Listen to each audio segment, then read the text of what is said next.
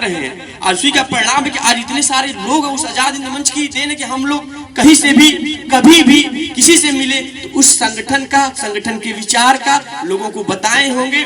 और आपको पता नहीं होगा, हम लोग कहीं भी जाते थे कुछ ऐसे हमारे उद्देश्य थे जिसको कहने से मतलब अपने आप लोग जुड़ जाते थे। तो ऐसे में हम सभी लोग को फिर से एक बार आजाद हिंद मंच के लिए, अखंड भारत निर्माण के लिए हम जल्दी एक मीटिंग करेंगे और उसमें फिर से हम एकजुट करेंगे और फिर से कार्य करने का कार्य करेंगे।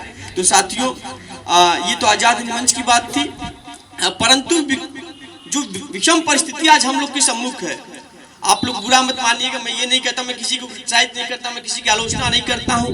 आज देश आंतरिक समस्याओं से जूझ रहा है। आज देखा जाए तो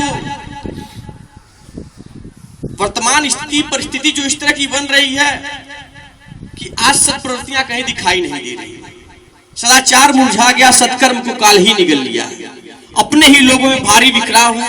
एक संस्कृति, एक राष्ट्र और एक ही घर के भाई भाई परस्पर फूट की आग में जल रहे हैं। किसी को इन परिस्थितियों से छुटकारे का रास्ता नहीं छूट रहा।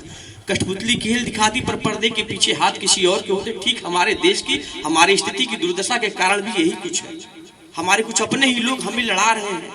तो ऐसे में हम सबको एकजुट होना होगा। और अंत में मैं अपने बातों को, विचारों को कुछ पंक्तियों के माध्यम से समाप्त करूंगा कि सत्य की मराल पे असत्य राज राजती, स्वार्थ अंक में सहस्त्र भ्रांति ही विराजती, क्रांति कूक कूजती, विनाश नित्य नाचती, त्राहिमाम की पुकार ले धरा पुकारती, ले धरा पुकारती, आसुरी प्रवृत्तियां पनप चली प्रवाह पर, कालिका धरा चली अनंत रक्त धार पर, नीति नेत्र नीचती अनीत के कछार पर, उन्द विश्व भी चरण नचा रहा सुधार पर, न राग में अलाप है न तार पे सितार है, शुद्ध राष्ट्र भाव ही बजा रहा सितार है। साथियों, अमीरे शहर क्या साहो कलंदर डूब जाते हैं, हमारी झील सी आंखों में समंदर डूब जाते हैं, तेरी हर बात सह लेता हूँ तू भाई है, वरना मैं हिंदुस्तान हूँ मुझ में सिकंदर डूब जाते हैं, सिकंदर डूब जाते हैं।